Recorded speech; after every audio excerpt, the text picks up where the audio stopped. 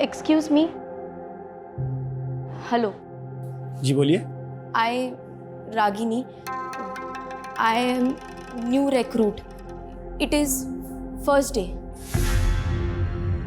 जय हिंद सर। जय Hind sir. Sir new joining. Hello sir. मैंने आपको शायद पहले भी कहीं देखा है। मुझे? नहीं, शायद मेरा इल्यूजन होगा, क्योंकि आपका चेहरा मेरे एक पुराने केस के डेड विक्टिम से मिलता है। उसका नाम रागिनी था। रागिनी? सर मेरा भी नाम रागिनी है। सर अगर आप बुरा ना माने तो मैं एक बात पूछूं? ऐसा क्या था इस केस में कि आपको आपके डेड विक्टिम की याद आ गई? ऐसा क्या हुआ था इस केस में? कौन थी ये रागिनी? मेरा नाम रागिनी है, सिर्फ रागिनी। सुन रहे हो ना सुन रहे हो ना? इस रस्सी की धागों की तरह मेरी जिंदगी भी उलझी हुई है। हम जब अपनी काबिलियत के दम पे अपना कद ऊंचा करने की सोचते हैं तो कई बार दुनिया हमारे कदमों से जमीन भी छीन लेती है।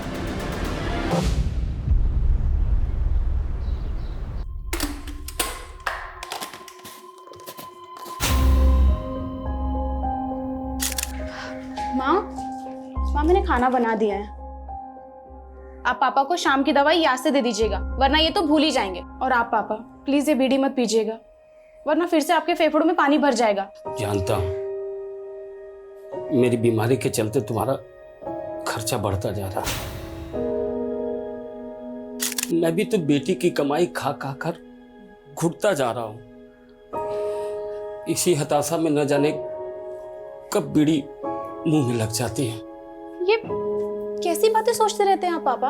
आप बस अपनी सेहत का ध्यान दीजिए। और हाँ, अगर आपने दोबारा बीड़ी पी ना तो मैं सच में आपसे बात नहीं करूंगी। अरे नहीं, देखो ऐसा हरगिज मत करना। चलो नहीं पीऊंगा। अरे पगली, मैं भी तो चाहता हूँ कि तंदुरुस्त हो जाऊं और कोई नई नौकरी ढूंढूं। मुझे भी तो अपनी जिम्मेदारी निभाने दीजिए पापा।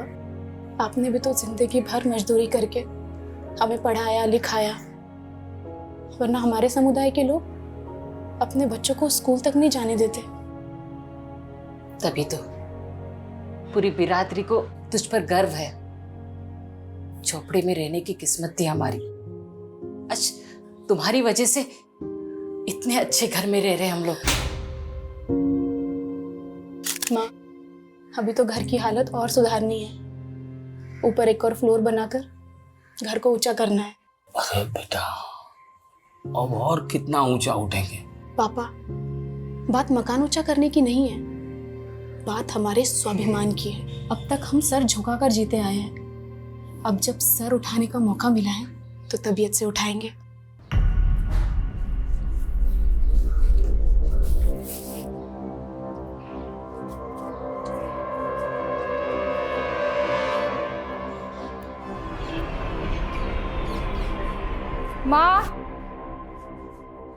माँ एक कप चाय बना दो प्लीज। तेरी बहन सबके लिए खाना बना के ऑफिस भी चली गई, तू खुद के लिए चाय नहीं बना सकती? मेरी तुलना ना उससे मत क्या करो।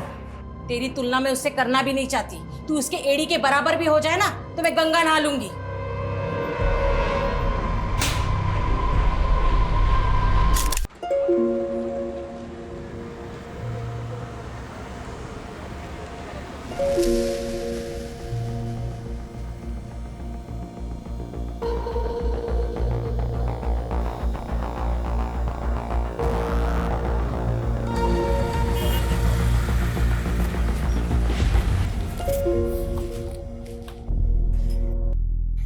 मुझे तो लगा आज तुम बस मिस कर दोगी।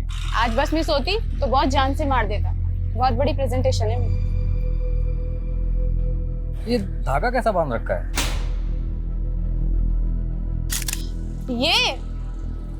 ये तो बस ऐसे ही। तू जो मुझे वो हॉरर क्लिप्स भेजना है ना, सपने में भूत आने लगे मेरे, उससे बचने के लिए बांधा है। तू भी इन सब पे विश्वास करती है? हंस मत, चल बस आ गई।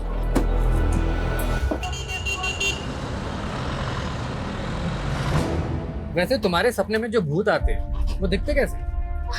पागल तू भी। छोड़ ये सब। अच्छा सुन, जो मैं ऑफिस में प्रेजेंटेशन दिखाने वाली हूँ तू उसे एक बार सुन और अपना फीडबैक दे। बदतमीज! ऐसे कैसे हाथ लगाया तूने मेरे को? टच कैसे किया तूने? अरे गलती से हो गया ना टच। तूने कल भी यही किया था, मैंने इग्नोर किया। अरे भाई साहब, तू मत बोल कुछ क्या भी। चल रहा है? छेड़खानी करता है। भैया इसने कल भी यही किया था। अरे तू रुक ना। भाई चल, इसने कल भी कुछ यही नहीं बोल किया रही है था। यार। छेड़खानी कर रहा है तू बस में। मैंने कुछ नहीं किया है। मैडम कल से बस में नहीं आने दूंगा। कल भी इसने यही किया था। जाने दो रागिनी, उस पर फोकस मत करो, अपनी प्रेजेंटेशन पे ध्यान दो। मैं सिर्फ एक ही टिप देना चाहता हूँ तुम्हें, इंग्लिश उतनी ही बोलना जितनी संभाल पाओ, वरना तुम्हारे टैलेंट में कोई कमी नहीं। मेरी इंग्लिश भी पहले मेरे सपनों की तरह टूटी फूटी सी थी। इंग्लिश फिर भी आ गई, लेकिन सपने रिपेयर होना बाकी थे। और जब आपने अपने पिता को दिहाड़ी मजदूरों की लाइन में सबसे पीछे खड़ा देखा हो, तो खुद को सबसे आगे खड़ा पाके भी आखिरी पंक्ति की वो दुश्वारियाँ आपका पीछा नहीं छोड़ती है। लेकिन कहते हैं किस्मत भले ही मात खा सकती है, पर काबिलियत वो कभी मात नहीं खाती। हाय। भाई ये भूत तो बड़ा लकी साबित हुआ यार तुम्हारे लिए। तुम्हारे सपने में आए और इंक्रीमेंट हो गया। इंक्रीमेंट? तुम्हारी सैलरी 25% बढ़ाने का अप्रूवल मिला है। आजकल बॉस कुछ ज्यादा ही मेहरबान है रागिनी पे। हाँ, लेकिन रागिनी डिजर्व भी तो करती है। डिजर्व तो मैं भी करती थी, लेकिन मैंने बॉस को खुश करने से मना कर दिया, तो उसको अब रागिनी मिल गई है। मतलब क्या है तुम्हारा? जानते नहीं हो क्या अपने बॉस को? आजकल रागिनी के साथ सो रहा है।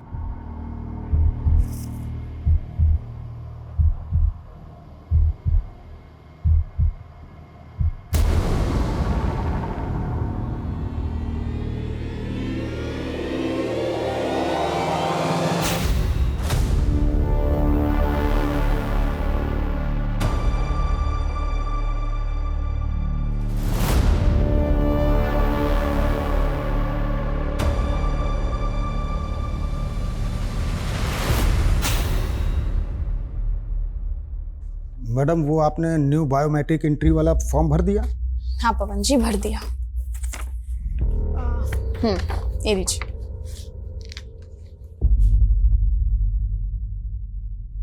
अरे मैडम इसमें तो सरनेम ही नहीं है। मेरा कोई सरनेम नहीं है पवन जी।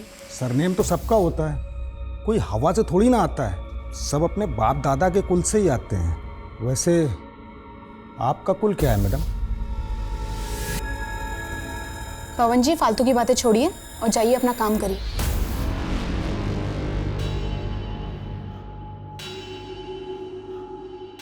लाइए मैडम अपना फॉर्म दीजिए। पवन जी आप ठहरे कुलवान व्यक्ति, क्यों ऐसे लोगों से उलझते हैं जो अपनी जात छुपाते हैं? मतलब ये कि रागिनी ठहरी आपसे नीचे वाली, और देखिए आपकी बॉस बन के बैठी है। कभी सोचा नहीं था कि ऐसे नीच लोगों की आवाभगत करनी पड़ेगी। रागिनी तुमने मुझसे अनजाने में जूठा उठवाई है ना, अब देख मैं तुझे जूठा खिलाता भी हूँ, जूठा पिलाता भी। हाँ सॉरी भैया, थोड़ा लेट हो जाएगा, लेकिन मेरे आने से पहले आप ढोल वालों को मत भेजना। आखिर मेरे भतीजे का पुण्य पूजन है, आज तो जम के नाचना है। ओके भैया, बस पहुंच रहा हूँ। अरे अंकल थोड़ा स्पीड बढ़ाओ ना। अरे बेटा इस रोड पर स्पीड लिमिट 50 किलोमीटर प्रति घंटा है। थोड़े रूल्स तोड़ भी दोगे तो क्या हो जाएगा? मुझे भी लेट हो रहा है। रूल होता है, क्यों बेचारे पे दबाव डाल रहे हो? रहने दो भाई साहब, टैक्सी चलाते चलाते रोज रोज नई सवारियां, नए नए नखरे, अब तो इनको झेलने की आदत सी पड़ गई है। कब से चला रहे हो टैक्सी? बहुत सालों से चला रहा हूँ भाई साहब, 18-20 घंटे डेली चलाता हूँ। अंकल बुढ़ापा आ रहा है, इतना काम करोगे ना तो उम्र के पहले ऊपर चले जाओगे। अब काम नहीं करूंगा तो अपने घर वालों की जरूरतें पूरी कैसे करूंगा? और रही बात ऊपर जाने की, तो एक दिन सबको ही जाना है।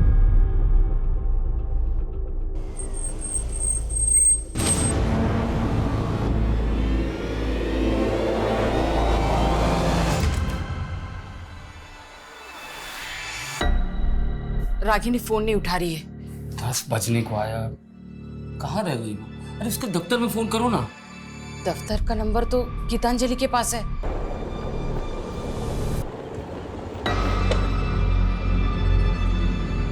बाय। हेलो, रागिनी तुम्हारे साथ है? मेरे साथ क्यों होगी वो? वो दफ्तर से अभी तक घर नहीं आई, एक बार उसके दफ्तर में फोन करके पूछना। ठीक है।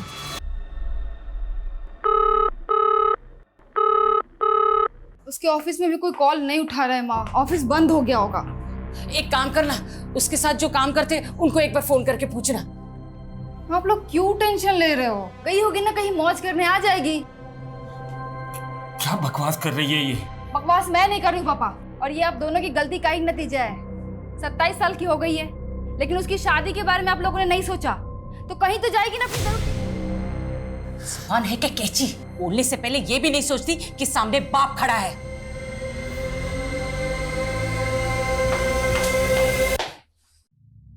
ये तो पहले ही हाथ से निकल चुकी है। अब छोटी की सोच। मैं जाता हूं उसे ढूंढने। अरे आप कहाँ जाएंगे? वैसे ही आपकी तबीयत ठीक नहीं रहती। आप रुकिए, मैं जाती हूँ, आप रुकिए। अरे बेटी घर वापस नहीं आए, मैं यूं हाथ में हाथ धरे बैठे नहीं रह सकता। हटो। सुनिए पापा सॉरी, वो मैं कुछ ज्यादा ही बोल गई। चलिए मैं चलती हूँ आपके साथ।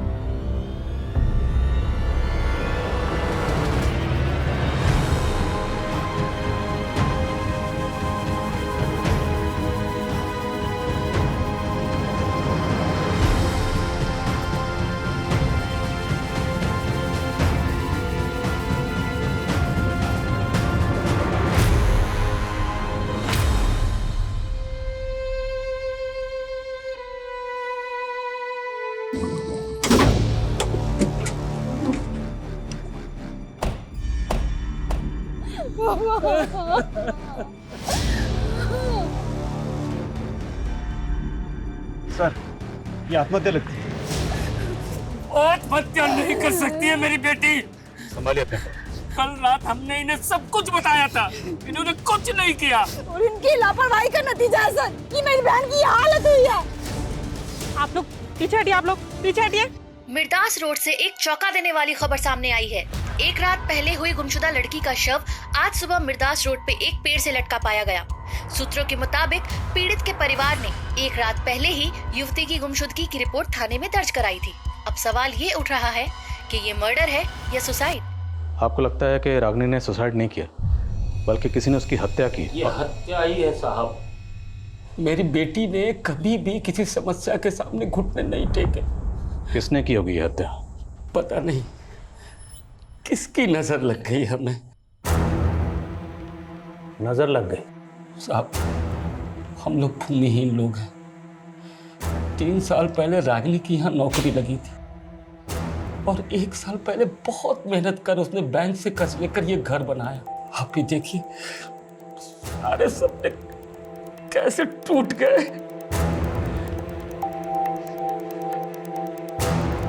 रागिनी घर से ऑफिस कैसे आती जाती थी? सरगुन पेट से कोई भी सीधी बस नहीं है उसके ऑफिस आवा नगर के लिए, इसलिए वो सवारी के टेम्पो से नंदी चौक तक जाती थी और वहां से उसके ऑफिस के लिए सीधी बस मिल जाती थी। रागिनी आभा नगर अपने ऑफिस से बस लेकर पहले नंदी चौक आती थी, फिर यहाँ से शेयरिंग ट्रांसपोर्ट लेके अपने घर सरगुनपेट। लेकिन हमें रागिनी की लाश मिली मिर्दासपुर सरगुनपेट से 5 किलोमीटर आगे यहाँ से कट जाता है, और हमें रागिनी की लाश यहाँ 1 किलोमीटर अंदर मिली। और सर, इस पूरे रूट पे कहीं भी सीसीटीवी नहीं है। शर्मा, जब सीसीटीवी नहीं थे तब भी केसेस सॉल्व होते थे। इस पूरे रूट को स्कैन करो और ये भी पता करो कि रागिनी अपने ऑफिस से कितने बजे निकली थी। रागिनी मिर्दासपुर क्यों गई? वो वहाँ खुद अपनी मर्जी से गई या कोई उसे ज़बरदस्ती लेकर गया? ये सुसाइड है या अबैटमेंट टू सुसाइड या फिर मर्डर?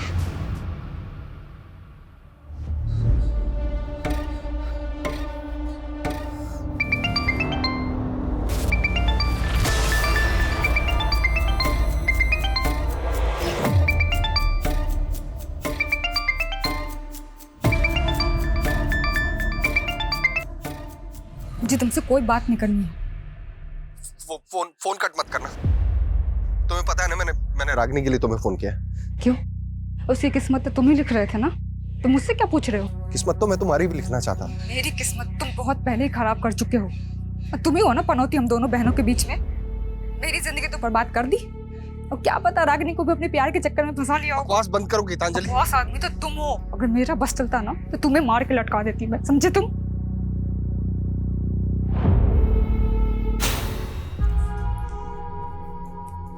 गीतांजलि, ये सब क्या है? हाँ, मैंने तुमसे क्या कहा था कि 10,000 रुपए से ज्यादा खर्चा नहीं करना है, और तुम 27,000 रुपए उड़ा कर आई हो उन सब में।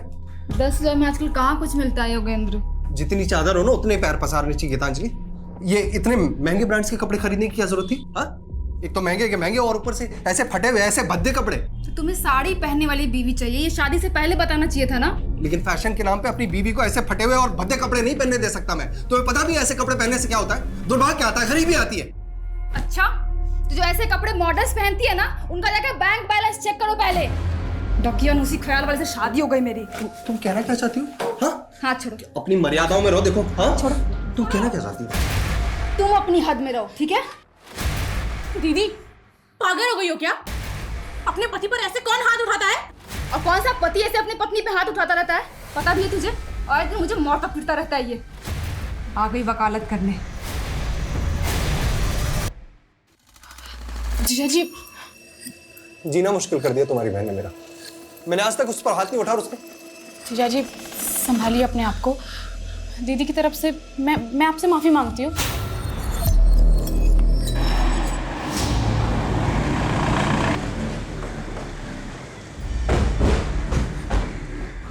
सर मैं मान ही नहीं सकता कि रागिनी सुसाइड कर सकती है। मैं उसे तब से जानता हूँ जब उसने 3 साल पहले यहाँ ज्वाइन किया था। लोग उसका मजाक भी बनाते तो वो कभी गिव अप नहीं करती थी सर। लोग उसका मजाक बनाते थे? ये अभी की बात नहीं है, वो 3 साल पुरानी बात है सर, जब उसने एज एन इंटर्न ज्वाइन किया था यहाँ पर। Excuse me ma'am, I prepare this report. I prepare नहीं, I have prepared this report होता है। वो पहले विजिता मैम की असिस्टेंट थी, लेकिन रागिनी ने अपनी लगन से ऐसा काम किया, 6 महीने पहले ही विजिता मैम क्या हम सबकी बॉस बन गई। कल ही रागिनी का इंक्रीमेंट हुआ था सर। वो बहुत खुश थी। ऐसा हो ही नहीं सकता कि वो सुसाइड कर ले। क्या कोई ऐसा है जो उसकी तरक्की से जलता था? नो आइडिया सर, लेकिन लगता था वो अपनी पर्सनल लाइफ में थोड़ी डिस्टर्ब थी। तुम उसकी पर्सनल लाइफ के बारे में क्या जानती हो? नॉट मच सर, लेकिन इस बारे में आपको अरविंद काफ़ी कुछ बता सकता है। वो मैडम, रागिनी मैडम और अरविंद सर दोनों साथ में एक ही बस में आते थे और एक ही बस में जाते थे। कुछ शाम भी वो दोनों लोग एक ही साथ वापस गए थे। बस कौन सी थी? बस का नंबर बोलिए। मैडम बस का नंबर तो नहीं मालूम, लेकिन बस रोज शाम को 5 बजे ऑफिस के सामने से निकलती थी।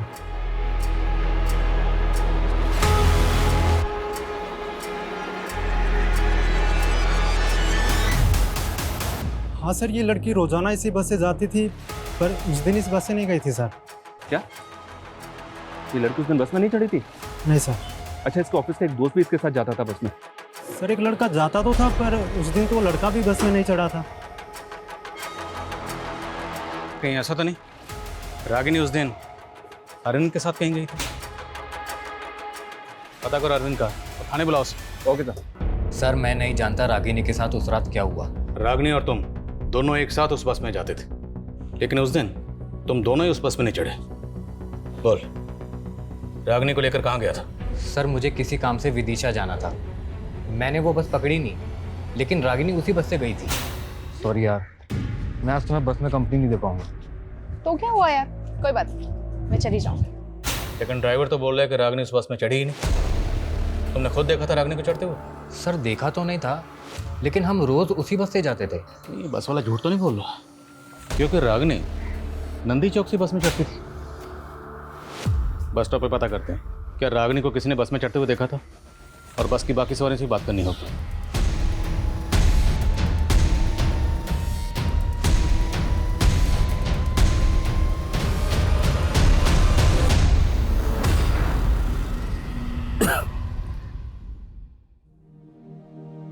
गिन चुन के 4 ही तो लोग हैं हम लोग, और ऊंचा मकान बनाने की क्या जरूरत है? बाबा, अब तक हम सर झुका के जीते आए हैं, लेकिन अब जब सर उठाने का मौका मिला है तो तबीयत से उठाएंगे।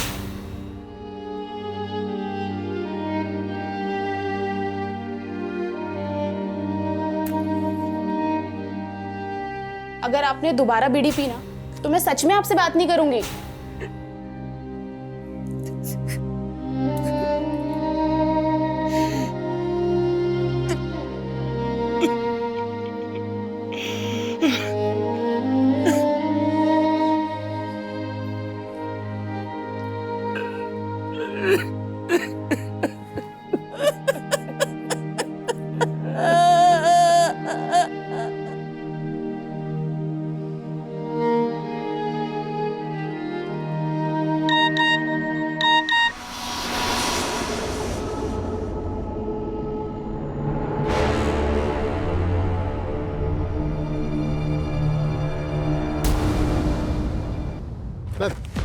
नंदी चौक के बस स्टैंड के पास रिक्शा वाला मुझे मिला। इसने रागिनी को उस शाम को यहाँ पे देखा था, लेकिन इसका कहना है कि उस शाम रागिनी बस से नहीं बल्कि किसी के साथ बाइक से आई थी। क्या देखा था आपने? उस दिन शाम को बाइक से देखा था और एक लड़की के साथ। वो हेलमेट पहना हुआ था। ये लड़का था? ये तो खुद उनके साथ आता था बस से, वो कोई और था। गाड़ी का नंबर? नंबर मुझे नहीं पता, लेकिन लाल कलर का बाइक था। क्या टाइम हो रहा होगा सर? करीबन 6 या 7 बज रहा था। मैम यहाँ आसपास कोई सीसीटीवी भी नहीं है। अरे कुछ तो होगा, आगे पीछे आसपास कहीं ना कहीं चेक करो। अब आगे एक पेट्रोल पंप है ना जी, वहाँ जाके चेक करो, हो सकता है उनके सीसीटीवी से पता चले कि रागिनी किस बाइक से आई थी।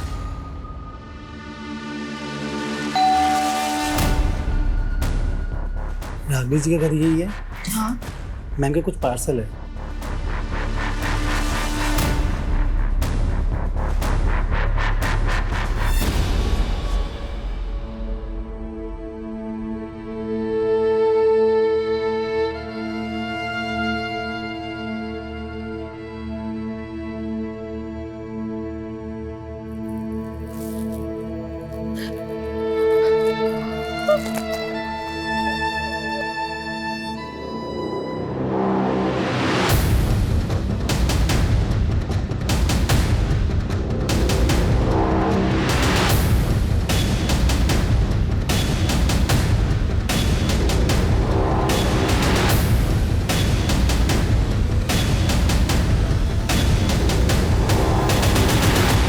बाइक का तो कुछ पता नहीं चला सर, लेकिन उस शाम को रागिनी नंदी चौक के पेट्रोल पंप के एक सीसीटीवी फुटेज में कैप्चर हुई थी।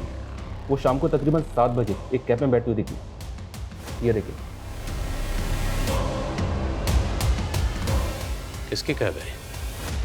अब बिना वक्त गवाए ये बता दे कि लड़की को क्यों मारा। बोल। साहब मैं मानता हूँ वो लड़की मेरी टैक्सी में बैठी थी। ये बोल, लड़की को लेकर गया कहाँ था?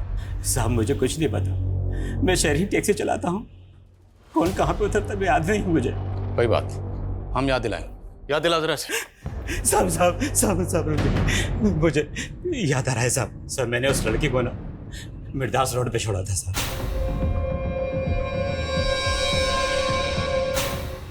कितने बजे होंगे तब? सर उस वक्त 8 बजे होंगे। उस रात गाड़ी में और कितनी सवारियां थी? सर उस लड़की के अलावा 3 सवारियां और थी।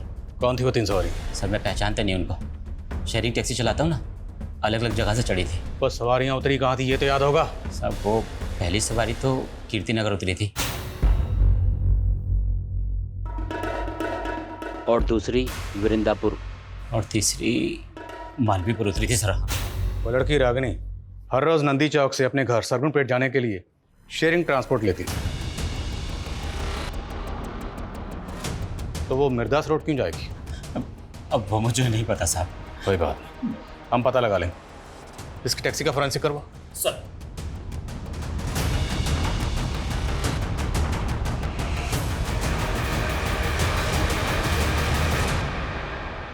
निमिष, तुम्हारी टैक्सी में ई वॉलेट बारकोड है ना? हाँ साहब है। तो पैसेंजर से पेमेंट कैसे लेते हो? ई वॉलेट से या कैश? सर ई वॉलेट से भी और कैश भी, दोनों। उस रात उन तीनों सवारियों ने पेमेंट कैसे की थी? साहब एक सवारी ने तो ऑनलाइन किया था और बाकी ने कैश। ट्रांजैक्शन दिखा और उस लड़की को जहां उतारा था वो लोकेशन दिखा।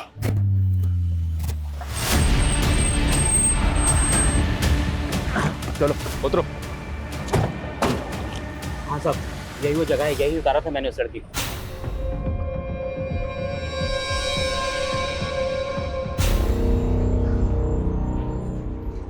वो जगह यहाँ से 1 किलोमीटर दूर है, यहाँ पर रागिनी की लाश लटकी हुई है। सर यहाँ आसपास कुछ घर दिखाई दे रहे हैं। हो सकता है कि रागिनी या किसी के घर पे आई हो। उस रात को किसी ने रागिनी को यहाँ आते जाते देखा। रागिनी के घर वालों ने ऐसा कुछ कहा नहीं कि उनकी जान पहचान का यहाँ कोई रहता है। फिर भी पता करो। Okay sir. विकास। हाँ समझ। सर उस शाम कैब वाले को रमेश कुमार नाम के एक आदमी ने ई वॉलेट से पे किया था। सर ये आदमी कीर्तिनगर में रहता है, मैंने उसे बुलवा लिया। ठीक।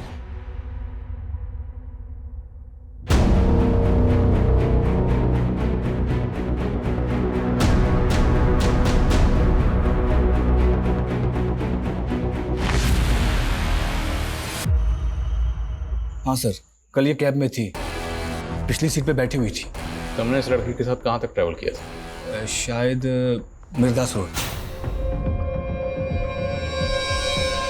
इस लड़की, तुम्हारे और टैक्सी ड्राइवर के अलावा टैक्सी में और कितने लोग थे? सर 2 जन और थे।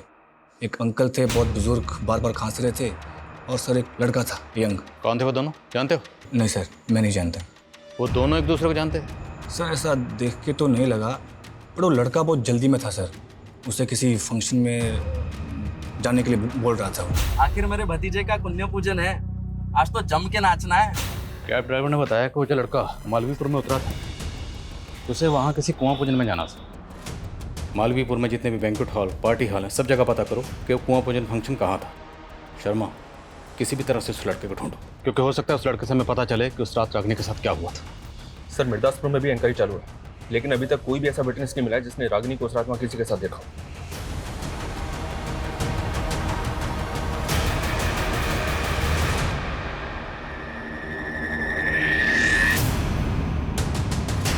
सर, रागिनी के घर से फोन था, उसकी फैमिली आपसे मिलना चाहती है। रागिनी ने ऑनलाइन पोर्टल से रस्सी मंगवाई थी, जो अब डिलीवर हुई है। जी सर। सर कुछ समझ में नहीं आ रहा है कि उसने ये रस्सी क्यों मंगवाई। और सर पिछले 2 महीने में 3 बार वो ये रस्सी ऑर्डर कर चुकी है। तो ये रस्सी जिस अकाउंट से ऑर्डर की गई थी वो गीतांजलि 123। गीतांजलि सर मेरा ही अकाउंट है, हम दोनों एक ही अकाउंट यूज करते थे।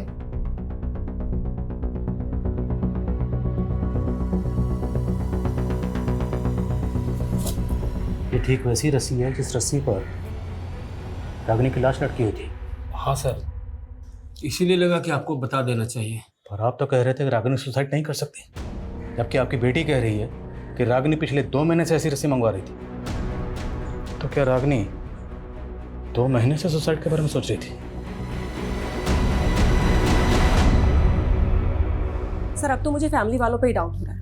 कहीं ऐसा तो नहीं कि उन्हें पता हो रागिनी ने किस वजह से सुसाइड किया है और वो हमें गोल गोल घुमा रहे हैं। अगर घर वाले वाकई कुछ छुपा रहे हैं तो फिर इस केस की कहानी कुछ और है। क्या ऐसा हो सकता है सर कि रागिनी के घर वाले पिछले 2 महीने से रागिनी को मारने की प्लानिंग कर रहे थे? ऑनलाइन रस्सी मंगाना उनकी प्लानिंग का हिस्सा हो? सर रस्सी उसकी बड़ी बहन के अकाउंट से मंगाई गई है। ऐसा हो सकता है कि घर पे उसका मर्डर किया गया और लाश ले जाकर बाहर लटका दी ताकि वो लोग ना फंसे। और सर हमें मर्डर और सुसाइड में उलझा रहे हैं। उस घर का पूरा खर्चा सिर्फ और सिर्फ रागिनी के पैसे से चलता था। अब सवाल ये है कि वो सोने के अंडे देने वाली मुर्गी को क्यों मारेंगे? शायद ऑनर किलिंग वाला एंगल हो सकता है कि रागिनी को कोई ऐसा लड़का पसंद आ गया हो जिसे उसके घर वाले ना पसंद करते। देखो, अरविंद रागिनी के काफ़ी क्लोज था और वो ये नहीं मान रहा कि उसका रागिनी के साथ अफेयर भी था। तो क्या ये मुमकिन है कि रागिनी किसी और लड़के को मिलने के लिए मिर्दासपुर गई? लेकिन सर मिर्दासपुर में कुछ नहीं मिल रहा है। रागिनी के सोशल मीडिया अकाउंट्स चेक करो, क्योंकि इस रस्सी ने इस केस को और भी उलझा दिया है। लेकिन रागिनी की मौत का इस रस्सी से कोई तो राज जुड़ा है।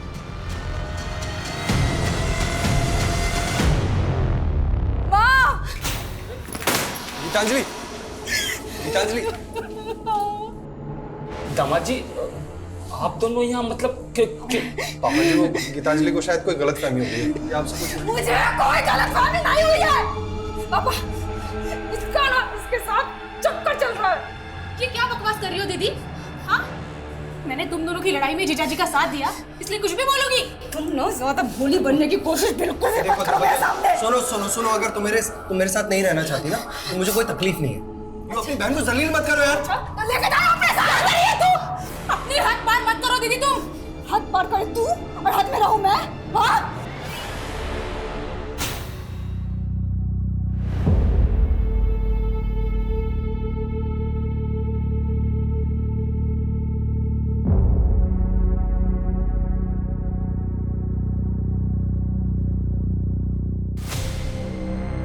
गीतांजलि, कहीं तू हमसे कुछ छुपा तो नहीं रही है ना? रागिनी हमेशा तेरे और दामाद जी के झगड़ों के बीच में पीसती रही, कहीं इस बार भी? इस तो मैं रही थी माँ उन दोनों के बीच में। और अगर आपको अपनी इज्जत की परवाह नहीं है ना तो जाके पुलिस को बता दीजिए कि उसका चक्कर चल रहा था मेरे पति के साथ। मैं भी यही चाहती हूँ कि पुलिस उसको उठा के लेके जाए, उसको भी कूटे।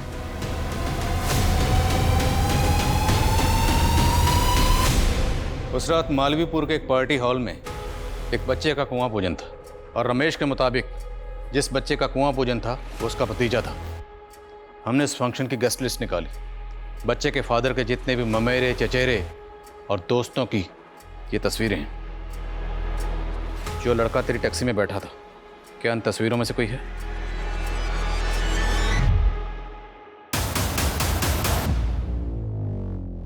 सर, वो लड़की मालवीपुर के पहले ही कहीं उतर गई थी। कहाँ उतरी थी? जगह का नाम बोल। शायद मिर्दासपुर सर।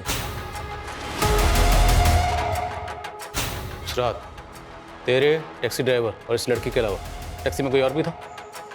सर 2 लोग और थे। कौन थे, जानते हो ना? जी नहीं सर।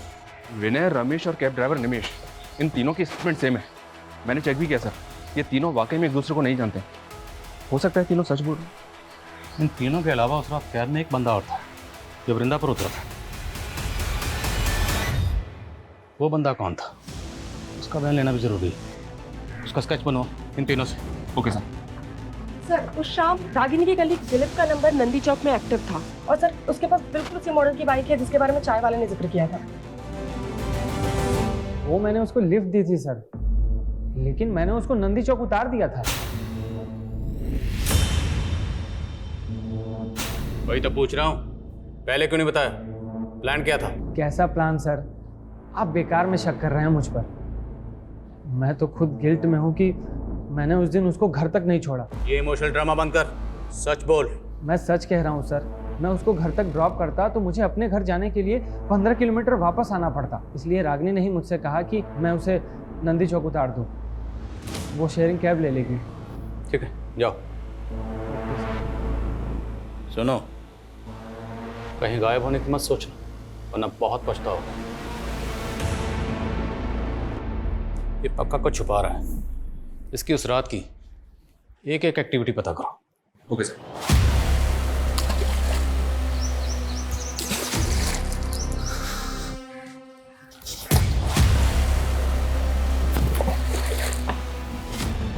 सर, रागिनी की डिटेल पोस्टमार्टम रिपोर्ट। उसकी मौत फांसी लगने से ही हुई है और मौत से पहले उसके साथ गैंगरेप भी किया गया। गैंगरेप? तो ये भी तो मुमकिन है कि जिन लोगों ने उसका गैंगरेप किया उन्हीं लोगों ने उसको मारा, रस्सी से बांधा और पेड़ पर लटका दिया। लेकिन वो रेपिस्ट है कहाँ? रेपिस्ट तो रेपिस्ट। हम तो अभी तक ये भी पता नहीं लगा पाए कि रागिनी मिर्दासपुर क्यों गई थी। हाँ सुमन। सर, वृंदापुर में उस चौथे आदमी का स्केच आइडेंटिफाई हुआ है। मंजुल नाम है सर उसका। लाओ से। हाँ सर, वो लड़की थी उस कैब में और मिर्दासपुर उतरी थी। उस लड़की का गैंगरेप हुआ था और फिर मर्डर। अगर कुछ भी जानते हो तो बता दो। सर, मेरे बच्ची जैसी है वो। मैं खुद हैरान था कि इतनी रात को वो उतरी क्यों।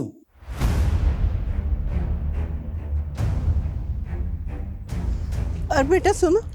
हाँ बेटा, इतने दिनों से मैं यहाँ इतनी पुलिस आते हुए देख रही हूँ, बात क्या है? अरे लड़की की आत्महत्या की है ना, उसकी इंक्वायरी चल रही है। पर वो तो 1 किलोमीटर दूर हुई थी, फिर पुलिस यहाँ क्यों पूछ रही है? सर, मैंने रागिनी का सोशल मीडिया अकाउंट चेक किया। सर, गौर करने वाली बात यह है, जिस दिन उसका रेप हुआ है उस दिन उसने इस योगेंद्र नाम के आदमी को बर्थडे विश किया है। कहीं ऐसा तो नहीं कि रागनी को ये बर्थडे पार्टी अटेंड करनी थी इसलिए वो मिर्दासपुर उतरी? लेकिन सर ये सरकपुर में रहता है। हो सकता है इसने रागनी को पिक किया वहाँ से। सर हैरानी की बात तो यही है, ये योगेंद्र रागिनी की बड़ी बहन गीतांजलि का हस्बैंड है और गीतांजलि और इसका डिवोर्स होने वाला है। What? क्या हुआ? योगेंद्र का नाम सुनकर आप लोग चुप क्यों हो गए? सर ये लोग कुछ नहीं बोलेंगे उसके बारे में। मतलब कहना क्या चाहती हैं आप? सर वो मुझे डिवोर्स देके मेरी बहन रागनी से शादी करना चाहता था। रागनी भी उससे शादी करना चाहती थी? सर रागनी तो उसके सामने मुझे ही गलत समझती थी, कभी उसकी असली इंटेंशन नहीं समझ पाई। सर एक नंबर का वाहियात आदमी है वो। मुझसे पहले उसने एक जानवर से भी शादी की थी सर। जानवर? दिमाग खिसका हुआ है सर उसका। कहता है कि उसकी कुंडली में ना 2-2 शादियों का योग है। पहले उस जानवर से शादी की, फिर मुझसे, और मेरे बाद अब मेरी बहन को फुसला रहा था। सर मैं कुंडली में विश्वास करता हूँ और सच में सर मेरी कुंडली में 2 शादियों का योग लिखा हुआ था। तेरा राहु के तो सब बिगाड़ दूंगा, समझा? बोल, किस किस के साथ मिलकर रागनी का गैंग रेप किया? सर कैसी बातें कर रहे हैं सर आप? मैं ऐसे चरित्र का आदमी नहीं हूँ सर। और रागनी तो खुद जानती थी अपनी बहन के बारे में। अब रागनी तो रही नहीं और तेरी कथा सुनने में हमें कोई दिलचस्पी नहीं है, समझे? टाइम वेस्ट मत कर, बोल। सर मैं सच कह रहा हूँ सर, मैंने ऐसा कुछ भी नहीं किया सर। और सर उल्टा मुझे तो ऐसा महसूस होता है कि गीतांजलि ने अपनी छोटी बहन को कत्ल करवा दिया सर। अच्छा, वो अपनी सगी बहन को क्यों मरवाएगी? सर 15 लाख रुपए मांग रही थी मुझसे एलुमनी के लिए और रागनी मेरे साथ खड़ी थी। वो अपनी बहन के खिलाफ कोर्ट में गवाही देने वाली थी और सर मुझे यकीन गीतांजलि ने अपनी बहन को पैसों की वजह से मरवाया।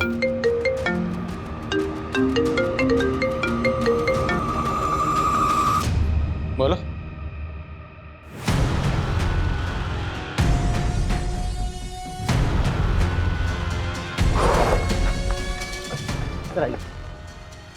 सर ये लीजिए, उस रात के बारे में आपको कुछ बताना चाहती हूँ। अरे साहब, मैं रोज यहाँ इतनी पुलिस आते हुए देखती हूँ, लेकिन मुझसे पूछा ही नहीं किसी ने कि क्या बात है, तो मैं पहले ही बता देती ना।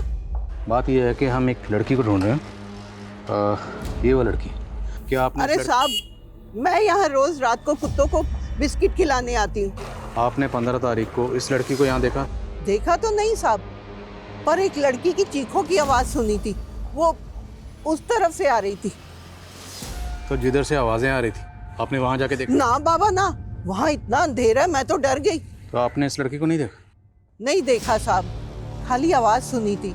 लेकिन इन्होंने जिस डायरेक्शन से लड़की की चीखने की आवाज सुनी थी, टैक्सी ड्राइवर ने रागनी को उधर ही उतारा था। सर ये भी तो हो सकता है कि उसे अकेला देखकर किसी ने किडनैप कर लिया हो, फिर रेप करके मार दिया हो। मुमकिन है। इस एरिया के जितने भी उठाई गिरे शराबी जुआरी सबको लाइन अप करो। Okay sir. हाँ शर्मा। सर दिलीप उस रात को घर नहीं गया था, बल्कि वो उसी रात को संतूरी लॉज में था। ये लॉज तो क्राइम सीन से महज 3-4 किलोमीटर दूर है। और एक बात सर, दिलीप के साथ रागनी की बड़ी बहन गीतांजलि भी थी। बुलाओ दोनों को। तुम दोनों 9:30 बजे तक लॉज में थे, तो 10 बजे रागनी का मर्डर हुआ। क्या प्लानिंग चल रही थी? एक्चुअली सर हमारा अफेयर चल रहा था, इसलिए हम आपको सच नहीं बता पाए। तू 2 बार पहले भी झूठ बोल चुका, अब अगर झूठ बोला ना तो उल्टा लटकाऊंगा, समझे? बोलो। सर मैं अपनी बहन का मर्डर क्यों करवाऊंगी सर? सिर्फ हम ही नहीं, तेरा पति भी तुझे तेरी बहन का कातिल मानता है।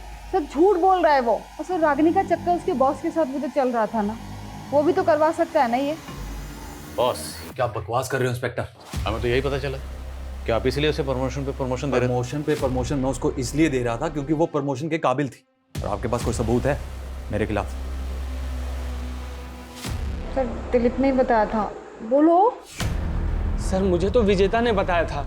सर मैंने दिलीप से रागिनी और बॉस के बारे में कुछ भी नहीं कहा है। वो पता नहीं फिजूल में मुझे क्यों बदनाम कर रहा है। सर अभी तक हमारे पास इन सस्पेक्ट्स में से किसी के भी खिलाफ कोई स्ट्रॉन्ग प्रूफ नहीं। शर्मा, अभी तो सस्पेक्ट सामने आने शुरू हुए, इन सब की एक एक डिटेल पता करो।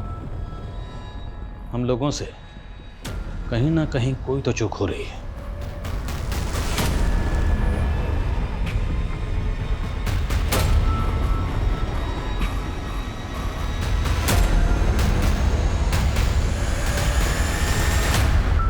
रागिनी, तुम्हारी कुंडली देखकर तो ऐसा लगता है कि तुम कोई ना कोई बड़ा मिरेकल करने वाली हो। लेकिन एक दोष है और वही तुम्हारी समस्याओं का कारण है। कैसा दोष? बड़ा भारी दोष है। सर, हमने इन तीनों की बारीक से बारीक डिटेल निकाली है। निमेश के बारे में कुछ बातें पता चली है। कैसी बात है? ये वर्कहोलिक है सर, 3-3 शिफ्ट में टैक्सी चलाता था, लेकिन उस रात के बाद से ना तो इसने टैक्सी चलाई है और ना ही अपने मोहल्ले के बाहर निकला है। डरा हुआ है क्या? पता नहीं सर। और ये रमेश, ये भी ऑफिस नहीं गया था और ना ही विनय कॉलेज। ये तीनों के तीनों एक ही बयान दे रहे हैं। अब ये सच बोल रहे हैं या झूठ, ये पता लगाने का वक्त आ गया। साहब मैंने कुछ नहीं किया, मेरी तबीयत खराब थी साहब। दिमाग खराब मत कर, तेरी टांगे तोड़ दूंगा, समझे? रमेश, मंजुल और विनय सब बोल चुके हैं, अब तू बोल।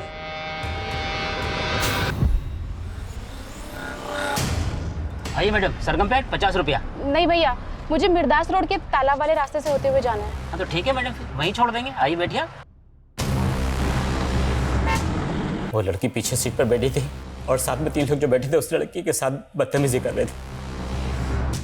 मैं तो लड़की को बचाना चाहता था, इसलिए मैं उस लड़की को मिर्दास रोड पे उतार रहा था। उन लोगों ने मुझे जान से मारने की धमकी दी, फिर जो वो बोलते रहे मैं करता रहा। उन्होंने आगे जाके गाड़ी रुकवाई और उस लड़की के साथ रेप किया। मैंने कुछ नहीं किया साहब।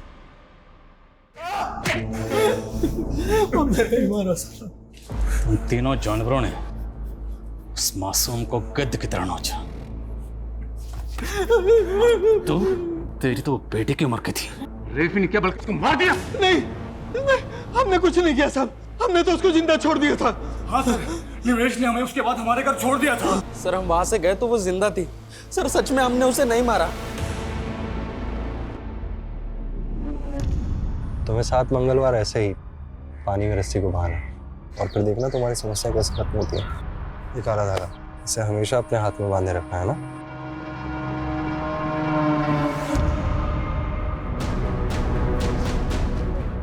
बोल, सबसे आखिर में तूने मंजुल को 11 बजे वृंदापुर छोड़ा था, उसके बाद तेरी टैक्सी खाली थी, लेकिन फिर भी तू घर नहीं गया। तू घर गया सुबह, कहाँ था रात पर? बोल बोल, वरना रेप और मर्डर के चार्जेस लगाऊंगा तुझ पर। नहीं साहब, नहीं साहब, मैंने पहले रेप नहीं किया, पर वो लड़की मेरे दिमाग में बार बार घूम रही थी। मैंने पहले उन तीनों को घर छोड़ा, फिर मैं वहां गया था साहब।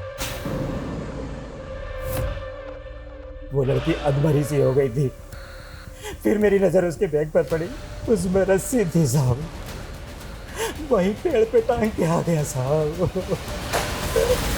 सर, एक मिनट।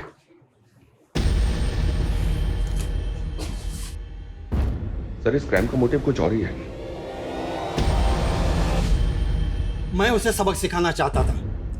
मुझे पता था वो रोज इस शेयरिंग टैक्सी से आना जाना करती है, इसीलिए मैंने प्लान बनाया। मैं और विनय अलग अलग जगह से चढ़े, लेकिन हम जब गाड़ी में चढ़े वो बैठी भी नहीं थी, लेकिन उसने जब मुझे देखा, पड़ोसी है, सोचा होगा सेफ रहेगी, इसलिए गाड़ी में बैठ गई। मैंने छेड़खानी शुरू कर दी। मैंने सामने बैठे वाले रमेश का मिजाज भी पढ़ लिया था। ये क्या बदतमीजी है ये? भैया भैया गाड़ी रोको। ड्राइवर ने जैसे ही उसे उतारा, हमने उसे दबोच लिया। क्या बिगाड़ा था उसने? मैंने उसको समझाया था उसका घर हमारे घर से ऊंचा ना करे, लेकिन उसने हमारी नहीं सुनी। मैं उनकी जात वालों के घर का पानी भी नहीं पीता और मैं नहीं चाहता था उसके घर की परछाई में हमारे घर पर पड़े।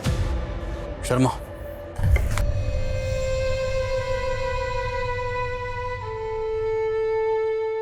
सर मैंने सुना है कि छोटे गांव कस्बों में लोग भेदभाव के चलते हुए बड़े बड़े गुनाह करते हैं, लेकिन रागिनी के साथ जो हुआ बहुत ही दर्दनाक था।